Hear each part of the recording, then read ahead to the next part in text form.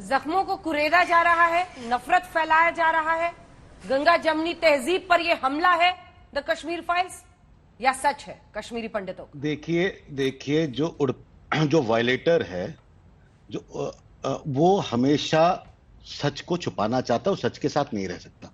और जो पीड़ित है, जो सर्वाइवर है, वो हमेशा सच के बिना रह नहीं सकता। और प्रयास लगातार रहता है कि सच को दबाया जाए, और 32 सालों से ये प्रयास लगातार चलता जा रहा है। मगर सच को बीमारी एक है, सच की बीमारी ये है कि वो बार बार सामने आ जाता है, बार बार उठ के ऊपर आ जाता है। और इस बार भी सच बिल्कुल ऊपर आया है, एक फिल्म के माध्यम से, एक फिल्म के द्वारा। और ये बात फिर उन वायलेटर्स को पसंद नहीं आ रही है, फिर से प्रयास किया जा रहा है दबाने का। और ये सच बार बार आता रहेगा जब तक न्याय नहीं मिलता रहेगा। आप सोच देखिए कितनी घटिया है कि कश्मीरी पंडितों को न्याय मिले ना मिले, सब्जी महंगी हो रही है, इस पे फेर करिए।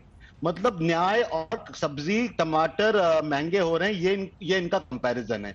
और आज मुझे विश्वास नहीं होता है कि बाला साहेब ठाकरे की पार्टी, मौका दीजिएगा। हाँ, जरूर दूंगी सर, जरूर बात पूरी कर ले रहे हैं।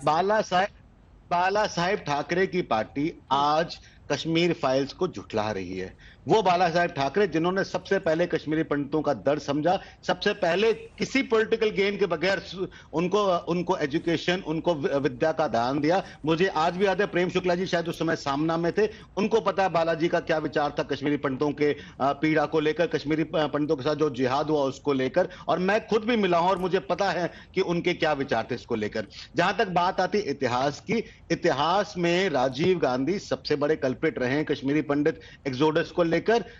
जुलाई 1989 से दिसंबर 1989 तक 70 हार्डकोर आतंकवादी छोड़े गए राजीव गांधी और फारूक अब्दुल्ला के कहने पर। और वही आतंकवादी बाद में जाकर डिफरेंट टेररिस्ट ऑर्गेनाइजेशंस के कैप्टन बने, लीडर बने, जो कहिए आप उनको, उनके एरिया कमांडर बने, उनके बॉस बने। और वही लोग थे जो कश्मीरी पंडितों के जनसंहार, जेनोसाइड के पीछे थे। तो आप ये हाथ नहीं धो सकते। और 1986 के दंगे जो आपने पहले भी बताए, जो मुफ्ती मोहम्मद सईद ने हिंदुओं के खिलाफ करवाए, तब मुफ्ती मोहम्मद सईद वीपी सिंह के साथ नहीं थे, तब वो प्रदेश कांग्रेस कमेटी के अध्यक्ष थे।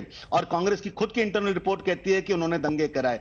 तो ये जो कांग्रेस ने जो 3 साल 87 से 90 तक, 86 से 90 तक हर प्रयास किया कि कश्मीरी पंडितों को कैसे उनके साथ जाति सार किया जाए, ये उसके पार्ट थे। फारूक अब्दुल्ला उसके सबसे बड़े कैप्टन थे। नहीं तो कौन सा सीएम, कौन सा नेता अपनी जनता को मारने के लिए छोड़कर रिजिग्नेशन करके जाता है? ये बड़ा ही प्लान्ड कॉन्स्पिरेसी थी। फारूक अब्दुल्ला को पता था कि आज कश्मीरी पंडितों को मारा जाएगा, और उन्होंने रिजाइन कर दिया और वो भाग गए इसलिए क्योंकि वो कोलैबोरेटर थे इसके पूरे। उनकी पूरी प्लानिंग थी। जम्मू कश्मीर लिबरेशन फ्रंट के फाउंडर हैं वो, उनकी कोलैबोरेशन थी कि कश्मीरी पंडितों को मारा जाए। इससे पहले मैं भाग जाऊं। ठीक है। 10 घंटे के अंदर सापरा साहब छोड़ा उन्होंने पद, और 10 घंटे के अंदर यह नरसंहार हुआ। सापरा साहब, क्योंकि सीधा उन्होंने आरोप लगाया आपके नेतृत्व पर, आपका जवाब। देखिए अंजना जी, मैं पहले बता दूं, इन्होंने ये भी बात की कि देश के अंदर दूसरी समस्याओं की चर्चा नहीं होनी चाहिए। मैंने ये कहा कि देश के अंदर दूसरी समस्या बड़ी है।